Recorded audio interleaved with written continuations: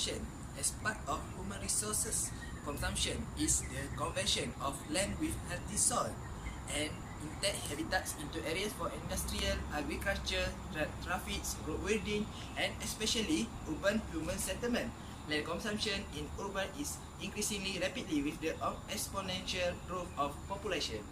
And the first is the expansion of built up area which can be directly measured. And the second is the absolute extent of land that is subject to exploitation by agriculture, forestry, or other economic activities. The overextensive exploitation of land that is used for agriculture and forestry. Okay, in all of those aspects, land consumption is equivalent to typical land use in industrialized regions and civilization. Urban growth reduced open space and around city, impacted biodiversity and ecosystem services.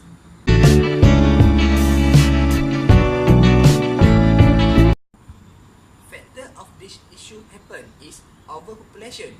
Population is defined as the total individual of a species is given geographical area. Overpopulation and unwanted condition where the ever increasing human population exists affects the carrying capacity of Earth.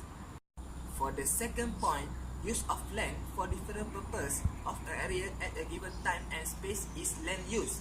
Land is used undifferent. Land use pattern like agriculture land, forest, fallow land, and others. The availability of land of Earth is limited. There is conflict over access and rights of these natural resources. It has resulted in tough competition between the agriculture and other sectors over usage of land. And land is used for roads, dams, streams, lakes, building different infrastructure like school, college, hospital, and government building.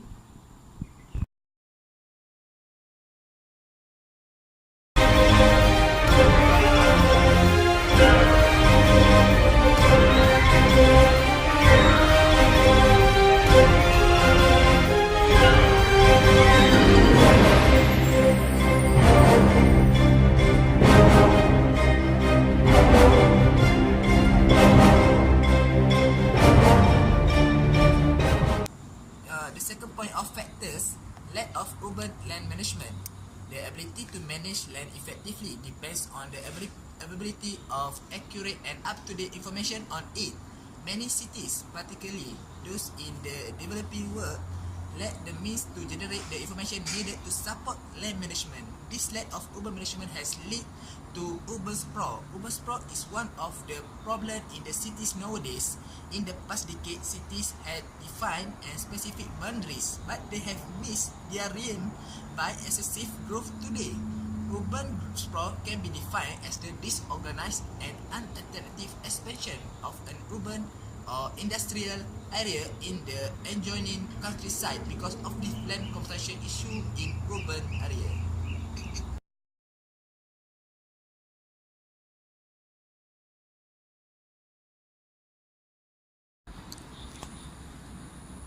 Okay, how government react to this issue? The first is land policies and regulation. The focus of the existing land policies is on the public ownership and allocation of land and the control and regulation of land use. In Malaysia, land policies are set of rules in the form of written land law aimed at solving land-related problems as they have arisen. Today, in Peninsular Malaysia, all municipalities are covered by land use planning controls which are administered by states and local government authorities. Legislation governs such control through the Town and Country Planning Acts 1976 and Local Government Acts 1976. At state level, the government strategic land use planning is based on sound analysis of issues and trends that can be regularly monitored and reviewed, with an integration of the transport, environmental, and social aspect of development. In other words, institutions may operate to facilitate and constrain human activities of land consumption in urban areas.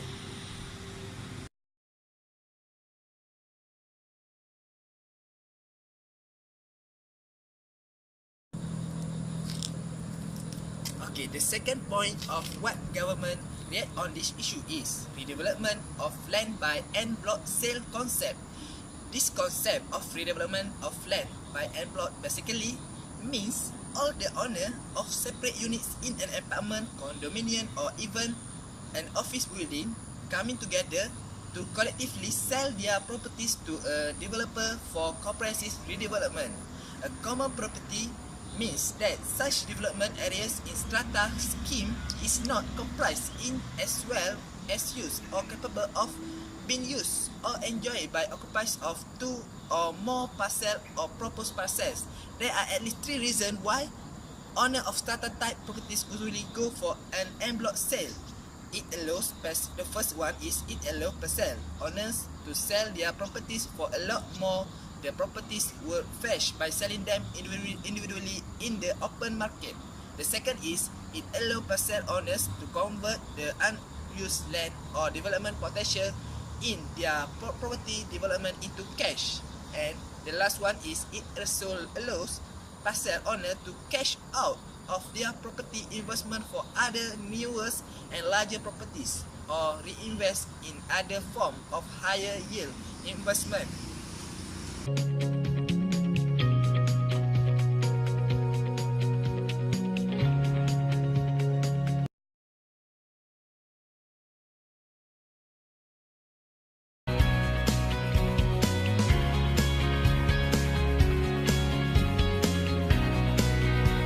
addition, en bloc sale is normally feasible when some positive change occurs in land development.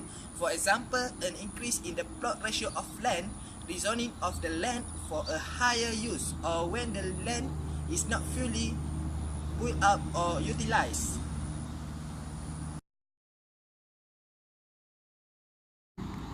Based on my understanding about this land consumption issue in urban, the government play an important role to prevent and reduce the problem by monitor all the land use. Other than that, the society must aware that the land is reduced in urban and take a corrective action by think wisely when to do any construction or using of land space.